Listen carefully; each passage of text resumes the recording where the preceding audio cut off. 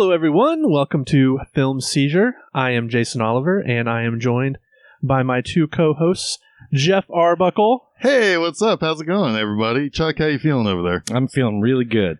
There you go. I like how you passed it around. Yeah, I like that. It was good. Hot potato. And if you listened to last week's episode on Starstruck, you know that this week's episode is the last in our journey, our walkabout through Australia. Dead End Drive-In is this week's film. Yeah. It is. Yes. It is this week's film. It is this week's film. Yeah. Dead End Drive-In. Yeah, you answered the question. 1986? Yes. Yes. Yeah. It is. Would you say that this is also kind of like the last drive-in? Just minus Joe Bob Briggs? No. No. I wouldn't. But it's exploitation, so it's got that. It is that. Yeah. I mean, there's titties, there's fighting, there's titty fighting. Yeah, there's driving. I don't remember the titty driving. No, I don't know. I was like, yeah. Titty fighting. Yeah, there wasn't any titty fighting. No. There is some like crazy like Egyptian moving bald goth ladies and guys with boom boxes that have cattle Texas horns horns. attached to them. Maybe that's Joe Bob. Ah! Yeah. Maybe that was Joe Bob with the cattle horns on his boombox. I doubt it. Wearing it like a backpack. But also making it look like the chair he used to have. Exactly. Bingo. Exactly. Bingo. Connected. Boom. All See, right. After all. Anyway. So, 1986, Dead End Drive-In. This is our... you can't do an Ozploitation month without a Brian Trenchard-Smith. Brian Trenchard-Smith. Which what a bitch without a Brian Trenchard-Smith film. Yeah, that's kind of that's the bit That's of hard. That's hard. It's a bit of a tongue twister. He's got a lot of whatever. Brian Trenchard-Smith, but this is not the first Brian Trenchard-Smith movie we've done at Film Seizure. Nope. What was it, Jeff? I don't remember. You don't remember? No, I just know it wasn't. Hang on a second. In fact, it's the third. Really? Uh-huh. Did I do any of them? I don't think I did. Okay. No. All right, let the fans know. What was it? All right, so it's Leprechaun 3 and 4. Oh, yeah, I knew that. 3 sucks. 4 is...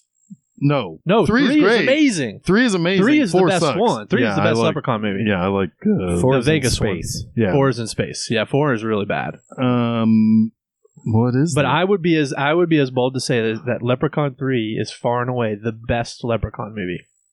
I could see that. This is really fun. Yeah.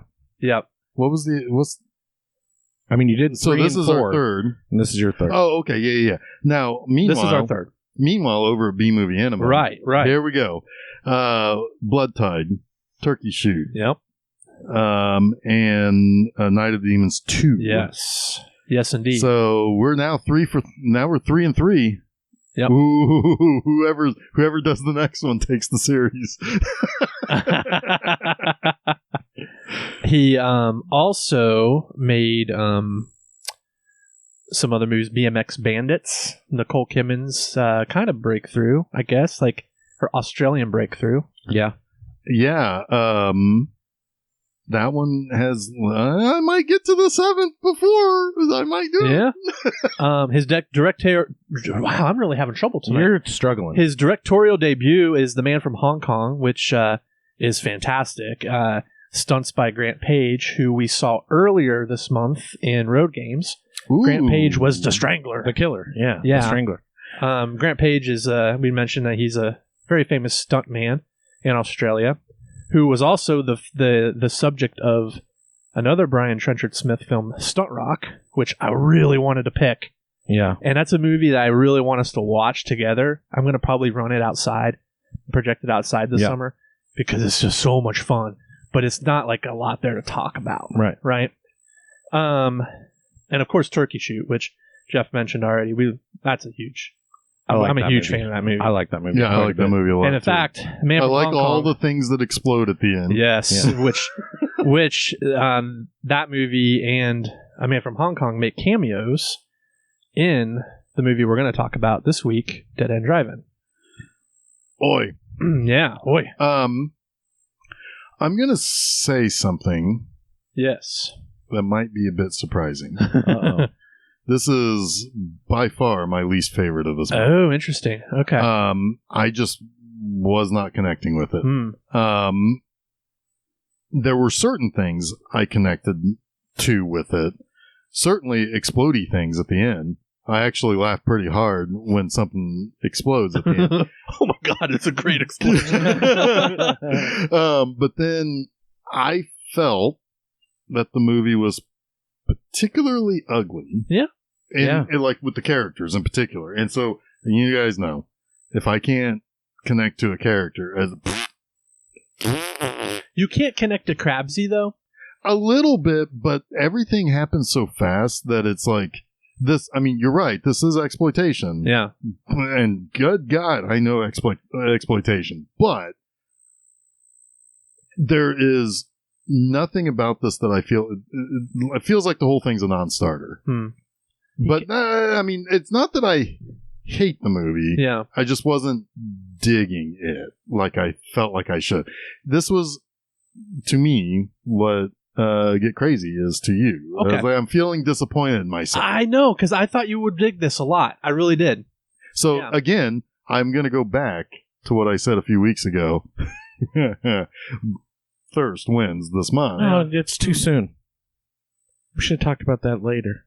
Well, yeah, we'll come back around to that. But no, I mean, like, this was one that I thought I was going to like a lot more than I did. I'm guessing, Chuck, you were somewhere in the middle on this. Yeah, I think I did like this movie, but it was at times a bit of a slog. Okay, I felt like a little, which is weird because there was always stuff going on, but that hour at the drive-in is like, okay, the same things are happening. Yeah, it's like, come on, and over again. Like, nobody, like, you're just kind of resign yourself that you have to break out, that there's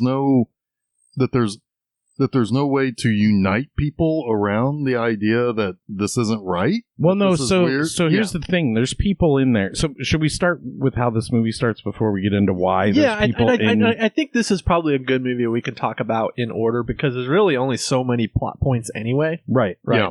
Because I have the stuff in the theater, I know why some people are not breaking out. Right? Well, sure. I can understand why the one guy who's looking like Ortho from fucking Beetlejuice. He totally does look like Ortho. He ain't breaking out because he can run things. Right. But anyway. But Jason, you said you wrote down the stuff at the beginning of what? I did. So I also listened to a little bit of the beginning of the commentary with Trenchard-Smith. And to set that up, he says he likes making what if movies. Right. This movie is very much in the vein of Turkey Shoot. Yeah. Right. Yeah. It's Turkey Shoot is ugly at times. It is, but go ahead. Well, maybe it's not as grimy. Well, it's easier to disconnect from it and enjoy it as pure exploitation. Yeah, I understand the world of Turkey Shoot. Yeah. Way better, and that's probably because of Steve Railsback being the underground radio guy explaining it. Well, I think if there is one really good knock on this movie is that yes, it's very difficult to really kind of understand the motivations happening here. The stakes are hard to understand. Right. What are the stakes? Like what's really happening in this world, even though all of this information is given to you from the beginning. Well, I mean, I enjoyed the scene when Krabs is riding around with the tow truck guy, and Frank. Yeah, it's Frank. Yeah, like I get it. Like, okay, it's like everybody's kind of out for themselves. This is like pure libertarian nightmare.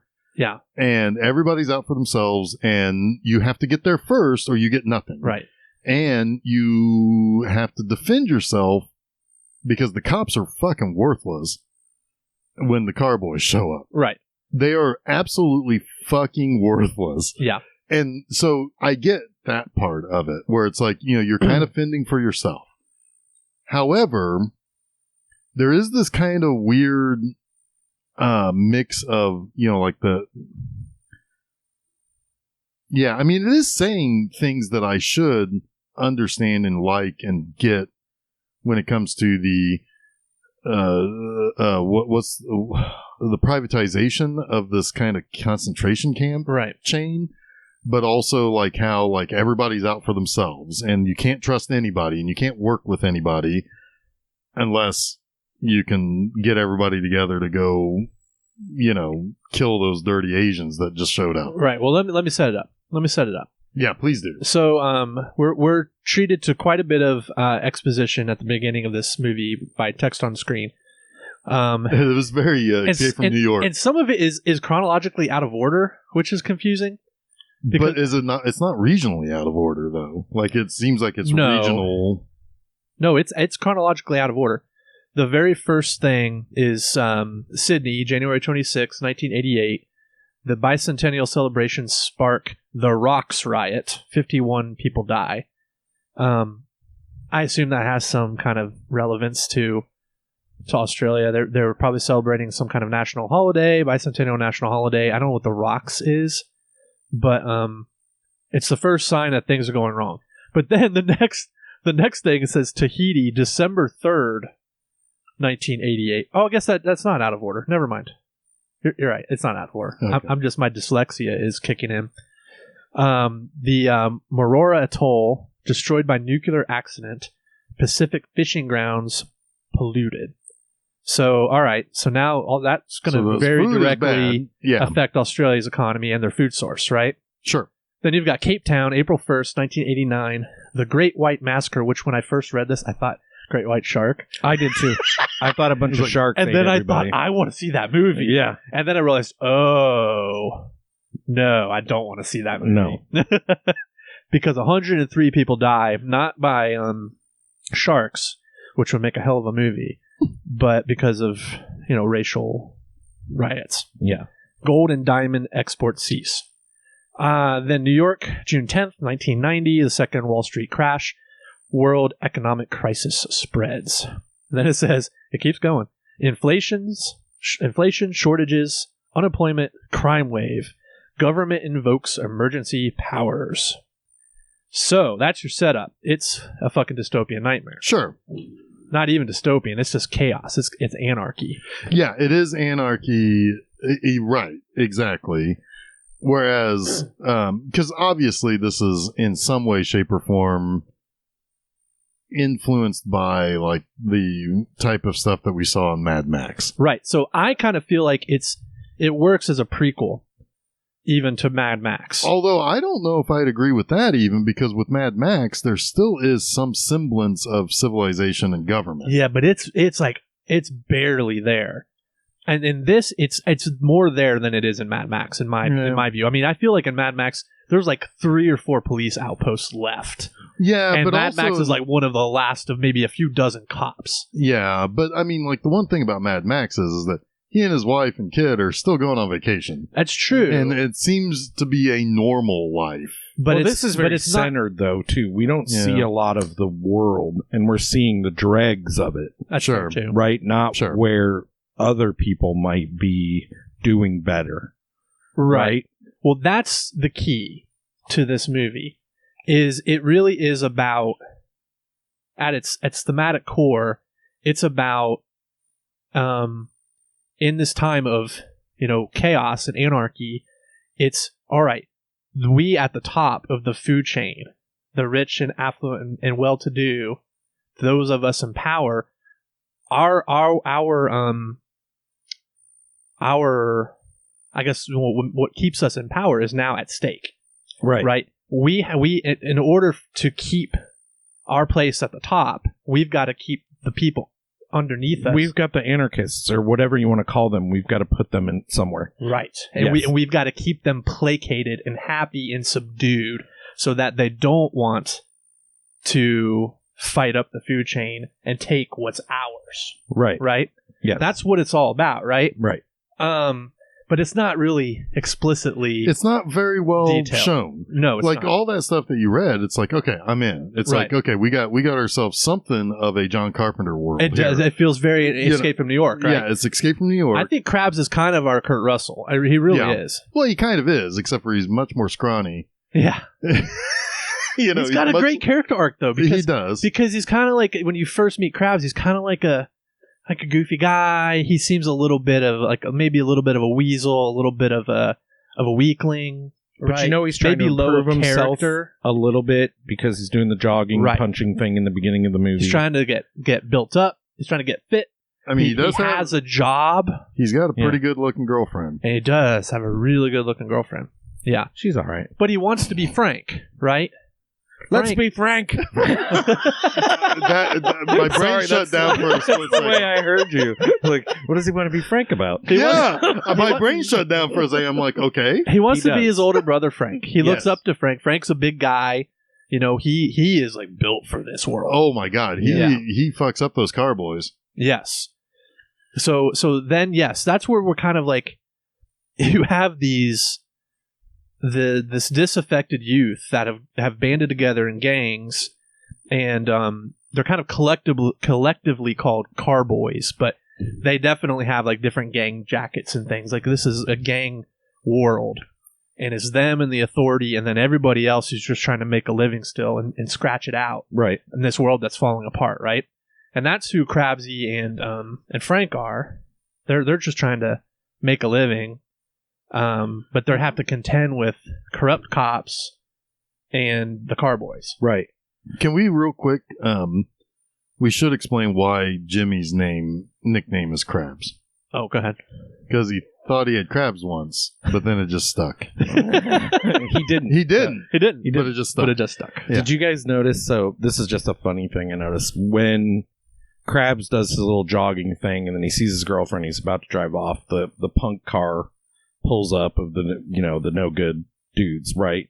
Who are, I guess they're car boys too, right? Because when they see tow trucks, they try to get to the cars that are on the road. The guy that's out of the roof, he's talking exactly like Arnold Schwarzenegger. And he throws a Chinese star through Stallone's chest. Yep. What do you remember what the name of that movie was? What was it? It was Rambo 8. Rambo 8? Rambo Takes Russia. That's hilarious. You can't win like a land war in Russia unless you're Rambo. Unless you're Rambo. That seemed like a little joke, though, right? Oh, that guy was totally Schwarzenegger. Yeah, I didn't catch the Schwarzenegger thing, but that's hilarious. Yeah. Well, did you see what the other sign behind him said? The Probably, guy who throws but the star? forget. It says, "Jesus the Lord is coming. Wear a raincoat." Yes. Yes. So people have totally lost it. Yes. Basically. Yeah. It's all fucked. Yeah, it's all fucked. But you have, like, nobody really cares either, which is really kind of weird because Frank is going to drop Krabs off at a strip where you can go to a bar or whatever. So there's still, like, businesses out there, right? Yeah. But he gets a call that there's a 3-car wreck and he has to go claim it from another driver. Nobody there cares about the people that are just fucking dying. Nope. They're not even dead yet. No, he's going to take the cars, people or not. Yeah, there's no money in those people who are dying. Right. Yep. So the money is all in the car parts because no one's manufacturing shit anymore, right? Empathy has died. Yes. In this world. Yeah, there's no care for your fellow man. No. That's what libertarianism is. But Krabs... Thanks. Well, Krabs, empathy is out the window. But if you watch Krabs in that scene, he still has it. There's a humanity to him still. He's looking at the scene, and he's not comfortable with what he sees. Right. Yeah. Yeah. Yeah. No, I mean, yeah, it's just the problem is... Uh-oh. It's one of those moments. Look, all right. Here's my problem with it, right? Because once we get to the... So he's going to take his girlfriend out. Carmen, yeah. He's going to take her out to the drive-in. And his mistake is he tells them that he doesn't have a job, so he can pay less. So he's a cheap ass. Right. Yeah. Which is kind of funny, but it's two unemployeds. Right. Yeah. Yeah, there's two different prices. It's $10 for adults, $3.50, I think, if you're unemployed. Yeah. So I mean, 2 tickets is, it's worth 2 in the bush or whatever. Yeah. Anyway. Nailed it. That sounded it is better Australia. Yeah. Anyway, so that's his big mistake because it is his big mistake because he loses tires on his brother's car, and that basically traps him at the drive-in. Yeah. because that's where they put the undesirables and then the unemployed, and just, they just stash them away. The bottom feeders. The scum. Right. Basically, anybody. God, you're so mean to these people. I know, but that's I'm saying it from the viewpoint of people who are putting them there. I know. Right? He's talking truth from power. So like, while there are plenty of people who would have no reason to leave because they can rule the roost, if you will, right? It's not even ruling the roost. They get a free meal. Well, sure, but they don't have to work. Like, they're given everything. Right, but there's... And if you're out in the world, you have to fight for what you want. Here, you don't. Right. Yeah, I mean, like, and I understand that aspect of it, but I find it hard to believe that there's like 1,000 people in here and there's only one guy? 193. Okay. Sure. Mr. Let's numbers, whatever. They specifically say 193. Okay, so, numbers. But you're acting like all of them went there that night. They didn't. No, I know they didn't. 180 of them might have been beaten down by the system already. They've already gone through their moments of trying to escape. But what I needed was for one other guy to basically, whether he's there to help at the end or not, for him to basically tell Krabs, yeah, I was just like you once, and you're not going to ever be able to get out. Right. But, so instead, we're left with one guy. Instead of that coming from the authority figure, the guy who runs the place, it should have come from someone in the camp. Right. I agree with that. I would on day fucking one. That makes it a stronger movie. Yeah, because, like, we're stuck here, and we're like, dude, you're here for, like, I don't know, 4 years for all I know. Yeah. And you just decide, I'm just going to take this fucking cop car and blow everything up. I don't know. These are, in some ways, it's nitpicking, but again, it was compounding as I was, it's like, I feel like if you look at it from the viewpoint of these people and what the world has gone through, it makes sense that there are very few people that would want to fight the system.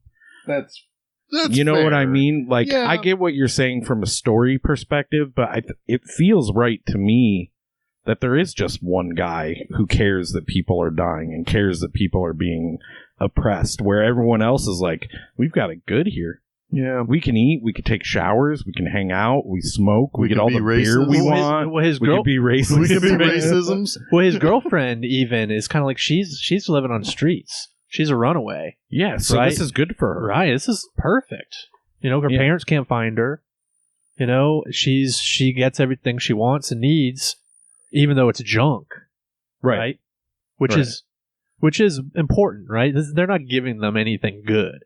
No, but it's other than some bitchin' movies. What's funny though, well, you do get a Coca-Cola when you go to eat. Right. I don't mean this to like talk down on anybody, but if you talk about people in their 20s who like exploitation movies and like we when we were kids, we would eat dirty burgers all the time. Dirty burgers. Like, it's the stuff we would do anyways. They're giving to us. I think he's commenting on the way I live my life now. Well, no, you know what I mean. I think you know what I mean, though. Like, that's the kind of excess we would have wanted when we were these kids' ages, is what I'm trying to say. Because they're not old people in there. Those people would have probably fought to get out, or older people. I think another key indicator here, too, is that he was someone who was employed who could pay the $10. Who, because he was cheap, he paid the $3.50. Well, he fucked with the system. He's not disaffected yet, right? Yeah. Right. So when they all get trapped, they're like, well, this is better than what we've got outside. Yeah, absolutely. For him, it's not. No, he's like, it's better out there. I have a better life out there. And even his girlfriend is like, it's not. Right. Yeah. Right. Yeah. I don't know. I just, like I said, it kind of compounded on me when I was kind of like, this is kind of an ugly world. But it is totally an ugly But you world. want to know the truth of the matter for me? Is I don't really care about the story. I just fucking love how this movie looks. It does look I love how it's shot. I love the color. I love the neon. I love the trash. I love the whole... I love the audacity of shooting an entire movie in a drive-in theater. Yeah. I love the camps and this subculture that they have to scrap out. Yeah. I love the look and the characters of all of the people there. the aesthetic of like their costumes and the props and the production design. Like, I just love all the creative detail of this movie. I will give it, when I say the movie is ugly, I don't necessarily mean it looks ugly as much as it is just an ugly. Yeah. I knew what you meant. An ugly situation. I knew what you meant. Yeah, because like there are moments in this movie where it's like, damn, this looks great. Fucking great. And, it does. If there's anything that it reminds me of, speaking again of Mad Max, because everything is connected to Mad Max in Australia some way or another. It kind of pretty much is. Yeah. It reminds me a little bit of like Beyond Thunderdome. Yeah. Where there is pockets of these kind of civilizations, but it's all built on garbage. Yeah.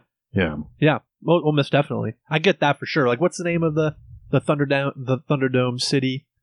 And I can't remember, but Thunderdome. I don't know. It's the Thunderdome city. No, Thunderdome is like the Thunderdome. I know. That was the name of the city, but anyway, it doesn't matter. Turnerville. Tina Turner Town. Tina Turner Town. Tina Towner. Is Tina Towner. Is Ike's bike shop there? Yeah. But he just beat you up. Ike's bikes. Can't beat the price.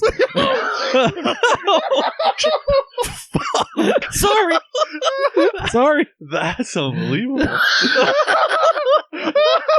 Sometimes your wit is too good. It's too good. Oh my gosh.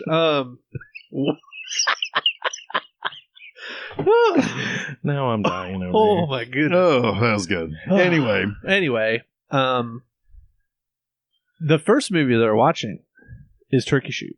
I was trying to place it, and I knew I saw it. Yeah, but I don't remember that. Yeah, the first movie they're watching when they get to the drive-in, because the one guy gets impaled. Yeah, and then they start blowing everything up. And then they start blowing everything up, and the people get blown up. People get blown up by the jet. Yeah, and all the tents and everything blow up. Yeah, it's all Turkey Shoot. That's when they get there and they think everything's fine. We're just gonna have a nice steamy night of sex in the Chevy while the rain's she's all right, down. Right, Chuck? She's all right. She's all right. Yeah, she didn't do much after this. A few things. She died young. Oh, did she? She had cancer and died at 48. Oh, that's too bad. You would have thought. I mean, I thought she was pretty good. She's good. Pretty good performance. Pretty good actor. She looks good. She's very, very beautiful. Those eyes are gorgeous. Oh yeah, those yeah. You would have thought that she would have gone places. Were you guys starstruck? Yeah. But yeah, they have a good time in the Chevy. Yeah. And then all of a sudden, his wheels are getting stolen. The wheels come off. The wheels come literally, off. Literally. They do. It's never good again. No, it's not. It's never good again. Because when they go in, it's like, if you've seen Barbarian, it's like the night the girl pulls up at the... Yeah, you see the very... Airbnb. Yeah, right. They're very focused on what they're doing. And, when things are dark, you can't see how bad they look, right? Right. And, yeah, it's never good again for them. No, it really is not.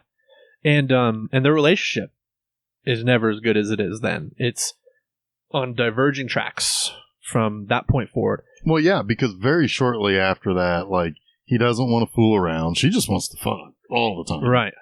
And she's into the situation, right? Like, she doesn't care that they're trapped. She doesn't even really, I don't think, realize the full... She doesn't consider herself a prisoner. She considers the life she was in, right? The prison, right? Yeah. We never know her whole story, but her parents are looking for her, but she's escaped something, right? In her home. So yeah, I mean, she's probably religion. Could be. That's the second girl that escaped her home this month too. Road Games. Oh yeah. Jamie Lee. Yep. Yeah. But yeah, I mean, really, the middle section of this movie, the long section of this movie, there's really not a lot to talk about other than the fact that Krabs is just trying at every turn to figure out a way out. He's keeping the car in shape. He starts the car to make sure the battery keeps going. Right. He's on the lookout for wheels. He eventually runs out of gas. Then he ends up stealing gas from a cop. Right. He the whole time there's this gang that want to they don't like that he's not assimilating, right? He makes them uncomfortable because he's trying to buck the system. So you've got and what's funny is that he doesn't really pay much attention to them. Right. He's like, yeah, whatever, mate. And they're like, fuck that guy. Yeah. It's like they're just instantly anti him. Right. Right. But it's like, yeah, I don't, and I think there's a little bit of a story problem there. Yeah. Because it's kind of like, why? Right? Why do they care? Well, yeah, because they even sit down and they kind of explaining stuff to him, like, this is the way things are around here. But it might be that he's kind of like a reflection of what they are rejecting, maybe. Well, he's not appreciating what they have at all. Like, to he them, doesn't appreciate what they have, and they don't appreciate that. He looks down on them because it's like, you should want to get out of here. Yes. Right. Yes, there's definitely contention in that, I think. And these guys are like, if one thing is going to happen if you're a prisoner in a drive-in, even if you're given everything you could really want, is you're going to be fucking bored. Yeah. And you're going to mess with people. Yeah. You're going to do dumb shit. Like, that's all you have. You're right. Right? Is your... whatever that entertainment is you can create for yourself when you've seen the movie 51 times. Yeah, right. Right? Like, yeah, there's only so many Brian Trenchard-Smith films. Yeah. At this point, he hadn't made those two Leprechaun nobody's movies. nobody's making new movies, right? So they're going to be seeing the same shit. They did somehow get a hold of Snapshot, though. Yes. Because there's that, they show that scene, that last scene with the live burn at the end of that on the screen. That's fucking good. That's I like a movie we need to Snapshot. talk about. Snapshot's I like good Snapshot. It almost made it. I was like, I had about 12 to 15 movies. The day after Halloween. Yeah, I did that the day after Halloween. But I knew you both had seen it, and I was like, well, it would have been our second save it. Chantal Contori film too. Yeah. Wait, what was the other one? Thirst. Oh shit, Chantal Contori? Yeah. Oh, the girl Chantal. Same. I misunderstood you. I'm sorry. I was thinking that director. I was like, who? But yes, that's right. She's not the like lead though. No, she's the roommate. I think. Yeah. No, she's the upper class friend who goes to her to get the hair done. Oh yeah. And then she's like, "Why don't you come hang out with us? I know a guy." That's a good movie. Yeah. It is. But anyway, yeah. There's you're right. It is kind of like boredom, and why does this guy think he's so good that he can't just accept his fate like we did? One of the guys is like a cackling hyena. Yeah. Yeah. And that I think is my biggest problem with this movie is that this middle section, for as long as some people have probably been there should have been more factions. There should have been more groups. Not just this one group of, we'll call them greasers or whatever you want to call them, like punks or whatever. Well, they're fucking Nazis. They really are Nazis. Well, one of them's got a Nazi pin. He says it's like they're fucking maniacs. Yeah. Oh, I didn't even notice the pin. But obviously they make themselves clear. When right? When Carmen says, "I'm going to go to the meeting," he's like, "Those guys are idiots." One guy's even wearing a swastika in so many words. Totally missed that. Yeah. Yeah. And then he's like, "Yeah, whatever. See you later." He knows that's over as far as he's concerned because that happens to be the night he leaves. But he, you're right. That might have helped because then he could have, instead of it just being one man against the system, rallied somebody. You might have had that old person that you were talking about. Well, and you could have had, you could have had him pitting these people against, using them as a distraction to lead. Yeah. That would have helped, I think.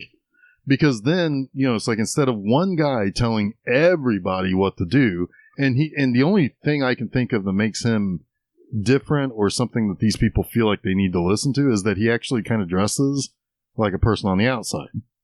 Albeit he looks like a used car salesman. But he's not a punk like everybody else. Yeah. But his major problem is when he gets out, he has something to go back to, right? None of the other people do, theoretically.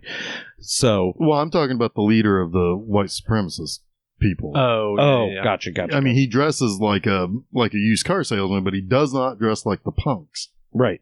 So, it's like, that's why maybe some people would listen to him, but it would be hard to think that everybody would say like, oh, we should all listen to him, instead of another guy saying, well, just fucking kill him and take his spot, or whatever, like prison. Right. So yeah, you feel like there should be, that portion over there belongs to this group of people. That portion over there is the Asians. That portion over there are led by used car salesman guy who hates the Asians. So then you start using those differences, and then now you're building on Krabs isn't just devoted to getting out, but he's smart. Right. And he's and you're not just seeing him car smart, where he knows what he needs to get to make the car go. He's smart in the way that he uses people. Right. There are other things I wish the movie did that it didn't do. Number one, I know this is kind of like supposed to be a gut punch, but when Krabs doesn't give his brother's name as the owner of the vehicle, that's like he's totally fucked himself at that point. Right. Because now no one's looking for him or knows where to look for him. Like, I would have loved to see a version of this movie where Frank...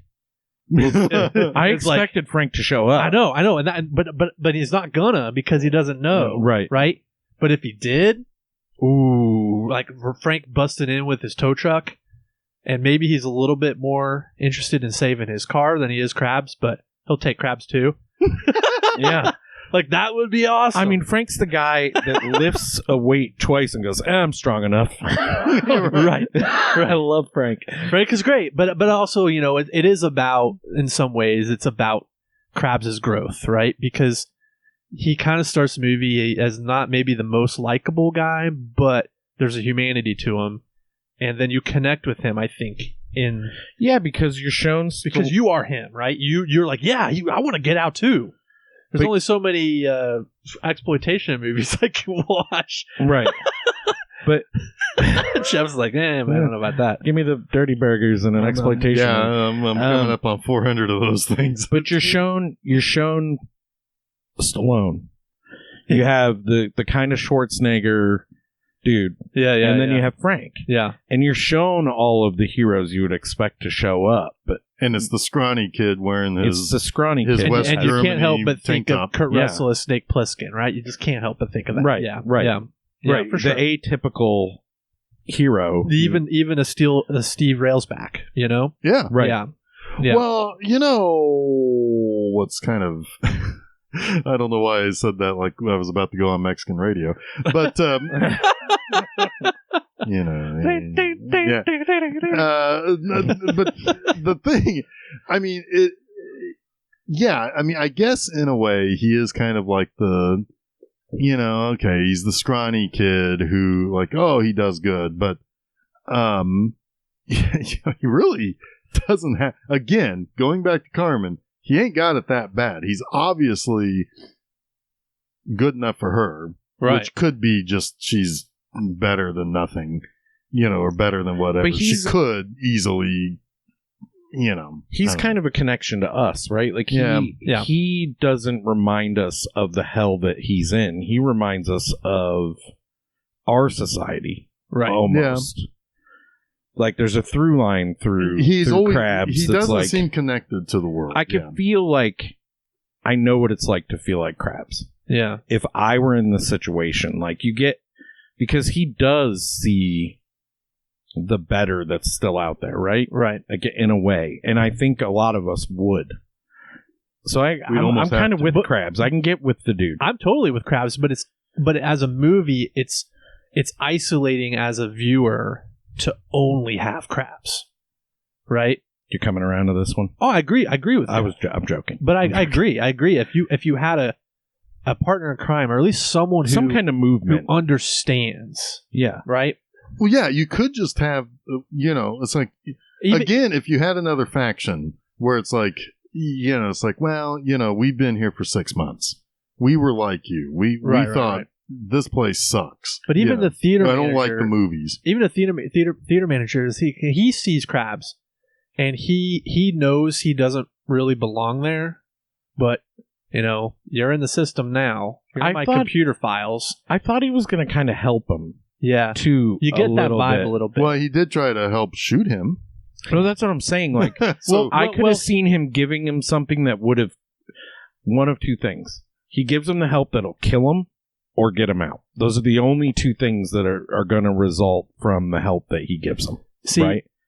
But in reality, the way he views Krabs is maybe someone who is more like him, right? Yeah, he wants to bring him in. He wants a peer who's more like him and not like those other deadheads, as he calls them. Right. Right? He's like, I can have a place for someone like you. Right. He wants a friend. That's why he keeps giving them beers.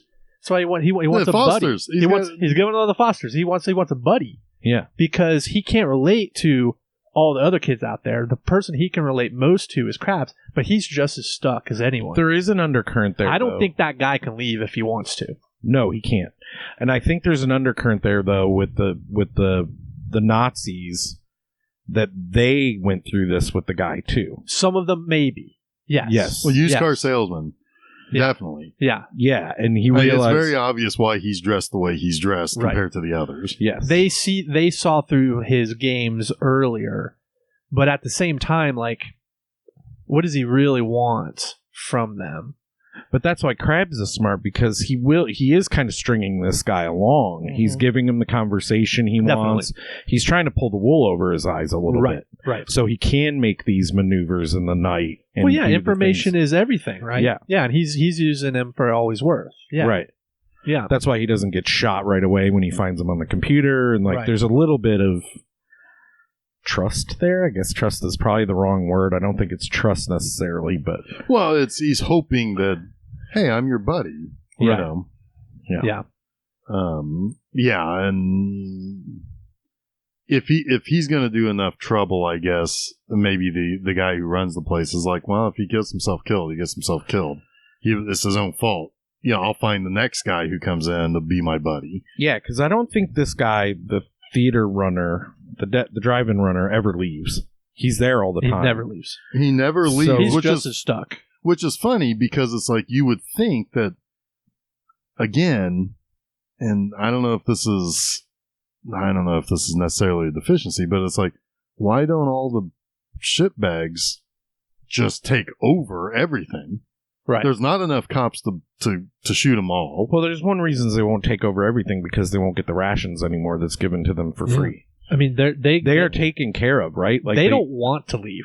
Yeah. Well, no, I'm just saying take over. Just they wouldn't. Yeah, they'd no longer get all those rations. Right. You're stuff. Right. Yeah. The government funding or whatever. They know who's feeding the beast. Their bread. Yeah. Exactly. Yeah. All right. Because they're getting that $30 a week. There's a constant food supply coming in. It's all junk food, but it's coming in. It's the kind of food I would eat in my 20s and been happy. That shit just goes away. Yeah. If they revolt. Right. Yeah. And that's why there's the complacency there, right? Because they also get free drugs too. They get free drugs. The women get birth control. Yep. Yeah. There's only one thing that could ruin this. Nazis for them. No, Asians. Oh, right. Well, okay, sure. This is a straw that kind of breaks the camel's back for these folks, and ultimately creates the distraction that he needs in a way. In a way, it does create the natural desire to say, "Hey, those people are different." It also starts creating those factions that you talk about. Yeah. Because we never see the Asian faction. We don't. Because it's a 90-minute movie. And, we see them get treated poorly. It's not even a 90-minute movie. We see them get treated poorly. And in a couple scenes, yeah. But what we do see is we see that there are lots of other Star drive-ins, and a lot of them are at capacity. Yeah. And now they've got to start blending, and this is when things are going to start going bad. Right. Yeah. Like Krabs gets out, but shit is still going to go down in that drive-in. Yeah. Oh, probably that very night. Probably. I mean, all it takes is probably for one, because how quickly was it that somebody said something like, how long is it going to be before one of them rapes one of you? Right. And even Carmen's like, I'm worried about that myself. And It's like, wow, you're awful. Yeah, awful. And Krabs the whole time, like when she tells him that, it's like she's worried that they're going to like rape her. He's like, why? Yeah. What? Right. Why would you even think that? But how long would it be when things are all on fire for somebody to say it was the Asians who did it? Oh, totally. And then the whole thing is torn down. Oh, yeah. Right. Oh, yeah. I mean, everything got blowed up anyway. Yeah. Get blowed up. But let's get there. Let's talk about the agents come. They're packing in this drive-in. Of course, minorities are going to start to get picked on as well in this new micro society. You're right. Well, it's a neighborhood, right? It's like what's the thing that it gets repeated anytime when somebody different comes in. It's like, oh, there goes the neighborhood. Everyone starts selling their houses. It's also very likely that they've been keeping them separated for a while, but now they've got no place to put them, so they've got to start packing them in with the youth who they've been keeping very targetedly placated, right? What they've been placating these people with is not going to work for these Asian people. Yeah, it's probably different for sure. At all. Like they know that they're in prison, right? Yeah. They're a lot of crabs at this point. They know what the situation is, and now they're being put in a very in a counter. Did they infect the drive-in with crabs? Oh, come on! I mean, think about it though, because they're the ones who know that they are. I mean, it's kind of like they very pointedly talk. I mean, this is lowbrow, yes, but it's very pointedly that he's like, yeah, I thought I had crabs once, but I really wasn't, and it's just kind of stuck. Which, in a way, these people, if they are like crabs who know that they're prisoners, that they're not being, that. Well, they don't drive in willingly, right? Well, so they are. They know they're prisoners. Right. They are being busted. So the whole thing is a house of cards that's about to be. Well, if they don't do it to themselves, extermination is the next step in this solution. Right. Yes, absolutely. I mean, it's going to be the end of Turkey Shoot, right? Yeah, pretty much. Somebody's going to come in and blow up everybody. Yeah, but I mean, you're just assuming that nothing happens that night. You now got either a group of people who are going to be picked on, beat up, and essentially exterminated, or they are going to all rise up and just upset the entire thing. And it's just not going to work. It's not because they're already having the town hall when Krabs decides to escape, right? They bring everyone together that's not Asian, right? And they're all ready to fight for their place. And they what they are fighting for is the status quo of this shitty existence, not more. They're not putting the blame or their anger in the right place. No, not at all. No, well. Probably what's going on the macro on the outside. Right. They're putting their blame on these people who are layabouts, who are taxing the system that's already taxed to the point of it's broken. And it's also like a classic, far right wing tactic. Yeah. To pit otherize somebody, to pit minorities and people of lower income against one another. To keep them blind to what's really going on. Yes, give them an enemy. Yeah, give these people an enemy. Someone to hate, right? Yes. That's not us. Right. Yep. These are the people who are to blame for everything wrong in your life. But see, that's one of the problems with this really, really short kind of in and out movie that focuses on a single character is that if that is the idea of why they're bringing these people, we need somebody to tell us that. I mean, like, we get it. There's a group that's coming in that these turds are going to rally against.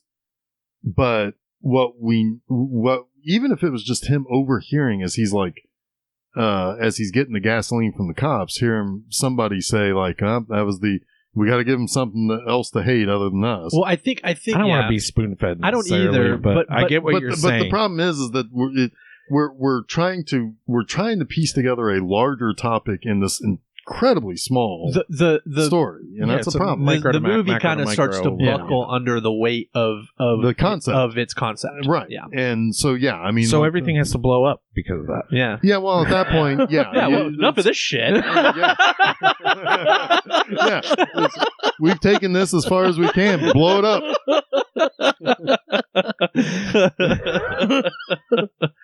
Yeah, it is a spectacular ending. Such a good. The ending explosion. is good. The ending is good, and it's blast. I mean, the car, the car stunt stuff. I think the best car stunt isn't even the ramp. It's the It's the earlier one from before he gets in the drive-in when he's driving his red delivery truck.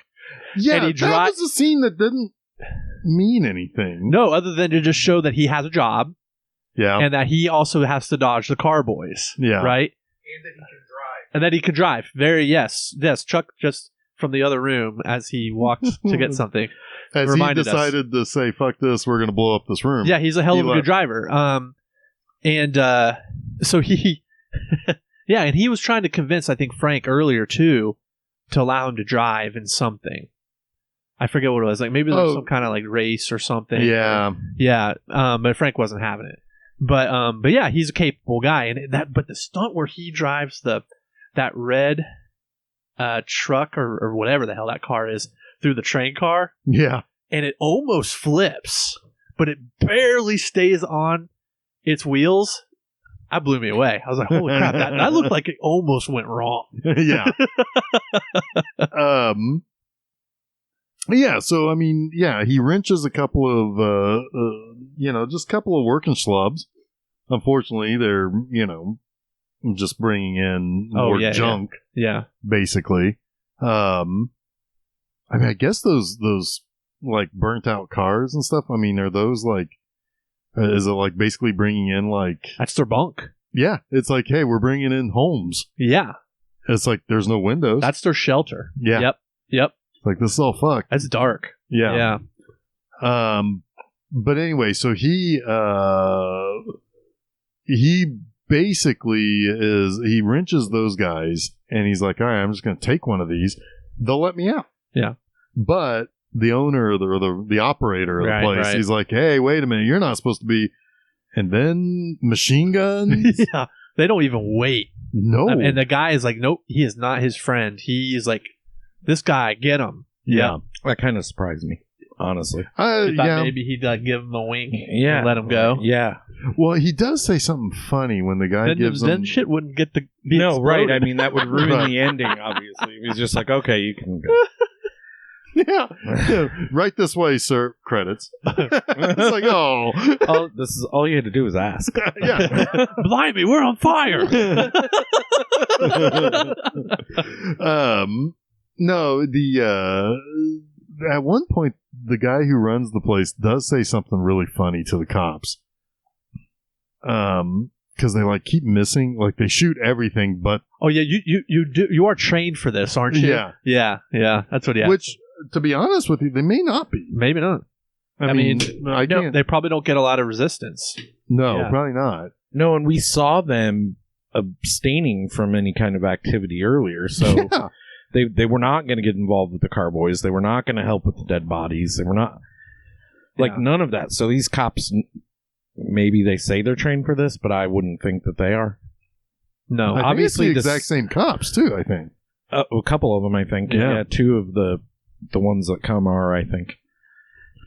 I am a little surprised they're not driving Ford Falcons. I know, right? We saw that earlier this month. Yep. God damn it, all roads lead to Mad Max. It is surprising for sure. Yeah. But yeah, so Krabs he's in the tow truck and he's got to he doesn't know what he's going to do. He's just driving into everything. Yeah. All the little shanties that people have built, all the little skeletons of cars. He's just running into everything. The police trucks are trying to shoot him down.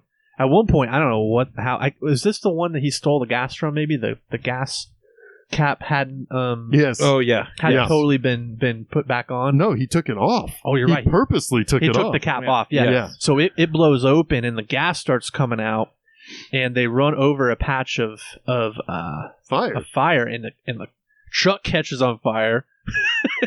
And that motherfucking thing is like a gulf of flame then, and it crashes into something else, and holy hell, that must have been so much fun to blow up that whole area of that drive-in, because it is a massive explosion. It is. Also, when they're shooting their machine guns, they almost shoot the Nazis. Yeah. Or, well, whatever. The people at the meeting. Yeah.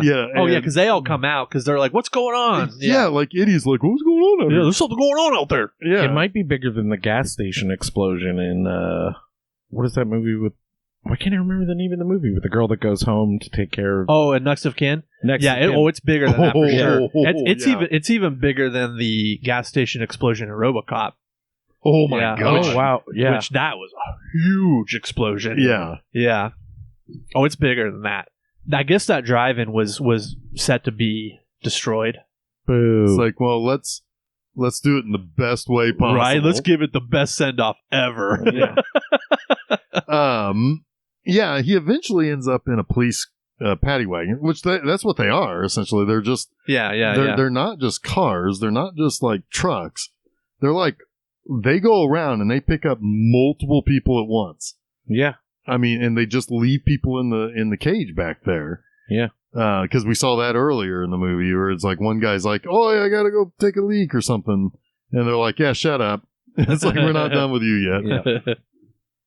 But yeah, so he ends up in the car in one of the cop cars, and that's when he's like, "I'm gonna fucking jump it. I'm just gonna jump it." And he flies into the Star Drive-In sign. That explodes. Everything explodes. He lands outside. He drives off. And I do like, there's one shot I really like. He's driving off, and what do you see in the background? The big plume of smoke. Oh, yeah. Right. Yeah, it's like, oh, all right, continuity. And it says, beauty. Yeah, right. Beauty.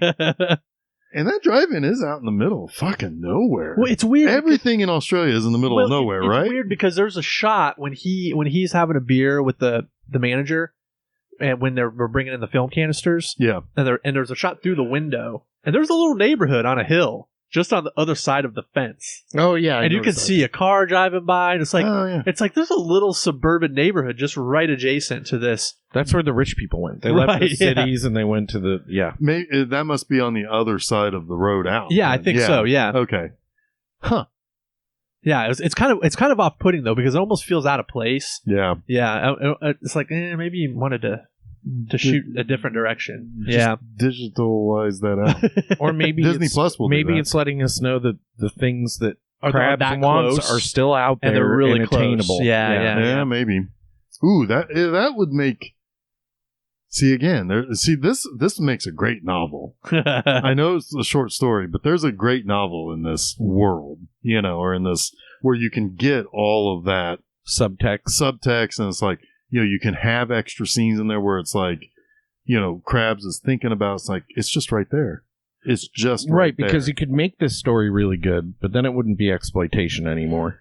Right. Fair. Like it'd be too long. It'd be too overwrought. Yes. Too much drama, melodrama. Yes. Yeah. So letting us put it together is kind of fun, honestly. I guess. Yeah. I mean, it just wasn't hitting right for me. I get that it's too. Okay.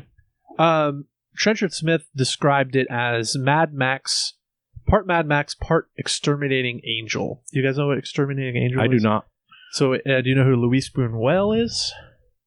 I do not. All right. So, Luis Buñuel is kind of a experimental surrealist filmmaker. Oh, I've seen all of his stuff, I'm sure. It sounds like a guy you've seen some movies of. Well, yeah, I'm not going to mangle the name of the movie he made with Salvador Dali, but he made a movie Salvador Dali, which was a huge influence on David Lynch.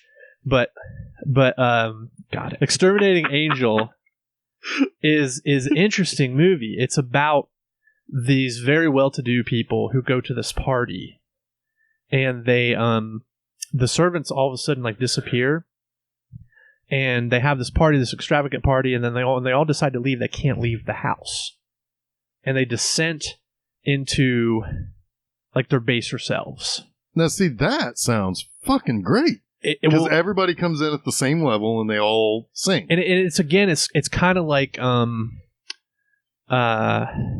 been a lot of those types of movies recently about that thin line between your humanity and what you can get away with. Like Infinity Pool is one that just recently came out that is very much like delves into that idea, right? That I thought you were going to say Infinity War. I'm like, fuck yeah, I've seen that movie.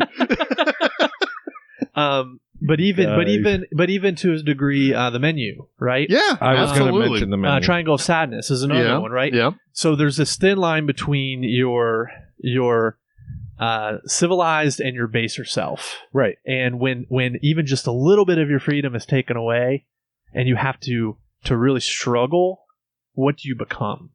Right. What is that? That's the and it was this commentary on the affluent and how they're a mirage. Yes. Right. Yeah, it's the persona versus what's the opposite of persona that Carl Jung. The id. No, that's persona. something else. I'm just going through all of them. The persona and the well, that's Freud, isn't it? Yes. Yeah. Carl Jung had the persona is what you show everybody, but what you hide and what you repress is the opposite of Anima? that. Anima? No. Anima. The anima. I knew if I go.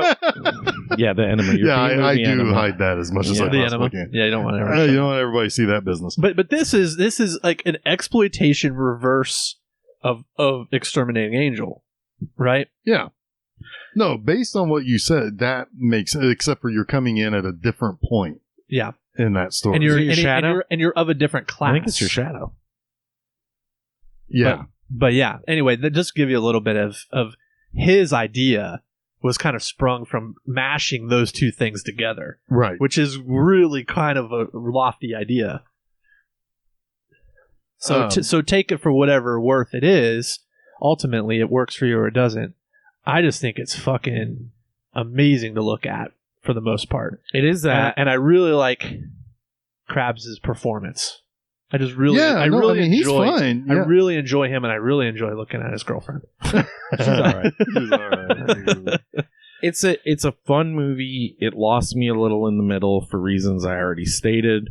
The ending is fucking spectacular, and it is like gratifying in a way. Like for me, it was a gratifying watch. Like I felt good when Krabs like jumps out of the fucking. Yeah, he just ramps right out of there. Beauty! Yep. I saw those ramps. I was like, oh shit, here we go. Yep. It's fun. I thought it was fun. I did like the conclusion. We were talking earlier about your favorite movie from this month. Jeff, you already declared Thirst. Yeah, it's Thirst. Favorite. It's Thirst. What's your favorite, Jason? Do you have one? You don't have to have one. I know what it is. Yeah, I mean, it's Starstruck. Yeah. That was the one he was hoping we would all say is number one. No, I know. But when I was like, guys, this is my favorite. You're like, watch all of them. thought it might have a chance, or this one might have a chance to unseat Thirst. I thought it might. Yeah, I mean, to me, it's Thirst, Road Games. Road Games number 2. Starstruck. Road Games and Starstruck are real close. Wake and Fright, and then this one. Okay. And Dead and Drive-In. Mine is probably also Starstruck because it's the most complete of the movies for me. That's fair. It goes from beginning to end without much of like loss, because I thought Road Games fell apart. I think I said that. I really liked that. Yeah, you didn't like the final... The way it all kind of like, wraps up. You didn't like... Once they got to Perth, you were like, not digging it. Yeah.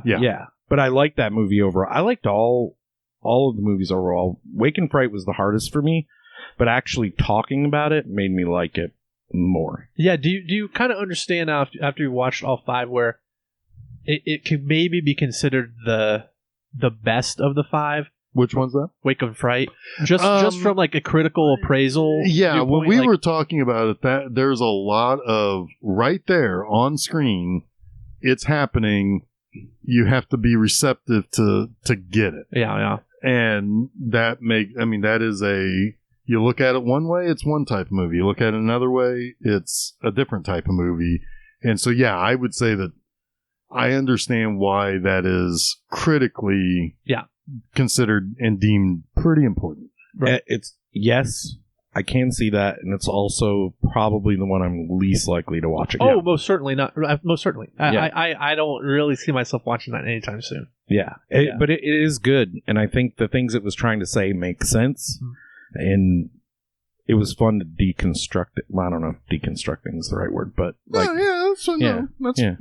It was fun to do that. In the order of watchability, for me, I would say Starstruck, Dead End Drive-In, Road Games, Thirst, Wake and Fright would be my order. That's just on pure watchability. I'd probably rather watch Starstruck again than Road Games. That's why they're so close. Yeah. In the ranking. But yeah, that first 3/4 of Road Games is just engaging as hell. Very. Yeah. I mean, and that's like the most like the kind of movie I would normally watch. Yeah. Sure. Is Road Games. Like that's my kind of thing. And you've watched Thirst is and my you've watched kind of thing. a lot of movies that are that kind of thing that are a lot worse. Yes, absolutely. 100%. 100%. That don't even like shine a light to the Road Games. I mean, yeah, I would agree with that. Road Games is above average. It is above average, but even some of the worst giallos I've watched have stuck the landing. Sure. Like a lot better for me. Sure. Until they like fly off a cliff at the end or whatever they do. You know? Yeah, it's like all of a sudden. But I think these were all good movies. Yeah. I enjoyed the whole month overall. I will say, obviously, I mean, Thirst is the type of movie that I sit down and watch more than anything else. Right. I mean, again, I have now the triumvirate has been achieved. I've covered it in all three ways that I could possibly cover it. So, yeah. I mean, barring it becoming available for me to do B-Movie Enema of the Series, I've done everything I can with it. Right. And I've done it happily in all those ways. Thirst is the one of the 5 that I think could be remade. Oh, absolutely. And be remade in a really interesting way. Well, like I said, a TV series would be fantastic. Yeah. You could get a couple of seasons out of that. Yeah. You could easily get 26 episodes out of 2 seasons. Yeah. I think throw Krabs into the middle of Thirst, right? And he's like one of the blood donors. Like that's an episode right there, right? Holy shit, that's fun. Yeah, because he's gonna escape. You know he's gonna escape. Yeah, so I mean, if you're gonna have a long TV series, you have to have episodes. Well, you'd have a guy who you take the focus from. Right. Yeah, and you can still have the girl, but you can see her degrade over time, and the other guy get stronger over time. Yeah, sure. Man, hire us. Yeah, we'll run right. That's right. No, I one thing I will say about Dead End Drive-In, this was again going back to that magical time in my early Roku days of watching Bizarre TV. This was one that the trailer played a lot in between movies. So it's like I always like if you ever watch the trailer, it's Americanized heavily. Yeah, because it was distributed by New World. Okay, and the way the poster is heavily Americanized to make it look like a ghoul is running about, right? That guy is not in this movie. No, it's not that movie at all. No. Yeah. The trailer is kind of interesting, but what I always remember is at the end, they do show the launch into the sign. That's how they kind of finish it. But there's a guy yelling, "Dead End Drive-In," and like at the end. Yeah. And that just sticks in my head. Huh. Watch it. It will never leave your brain either. That's wild. So that was one where it's like, I'm ready for this movie. And I feel awful that it didn't land for me. But this is the one I'll watch. I mean, there's not a single one of these movies that if somebody says, "Hey Jeff, we're putting this on," and if I'm hanging out, I'd probably stick through it. Wake and Fright. Well, that's not a party movie. No, but hey Jeff, we're putting on Wake and Fright. You want to see us kill some kangaroos? It's like, well, I mean, I'll watch the Donald Pleasance parts. Just watch Columbo with Donald Pleasance sometime. Okay, fair enough. What's next? Unless you're not done. No, I'm done. So next week, we've just decided that next week's movie, we literally just decided moments ago that our next movie is going to be Magnolia. Yeah. Boy, I haven't seen this in a long time. This is going to be interesting because it's going to be a little bit of a time capsule movie, I think. hope it holds up for me. I have no confidence in that, Jason. Really? No, I don't. I mean, I do, but I don't. There's a lot of people that think this is Anderson's masterpiece still. I would be one. I loved this movie when it came out. There is a nuance to the Tom Cruise character, for as crude as he is, that is fantastic. He deserves his Oscar nomination for that. I'm looking forward to it. This is one that I've seen being reappraised a lot by people or brought up recently. So I was like, I want to do that. And then I looked at your guys' both of you recommended that we do this one. I was like, I think we should do Magnolia. Well, what I think is going to be interesting is, particularly with the Tom Cruise character, because that's the one that's going to stand out far above everything else, is that it's going to be interesting to see how it compares to some of the stuff I get into the muck with the whole manosphere thing. Yeah. It is fascinating because it's like we could see it coming 20 years ago. Yeah. And people hold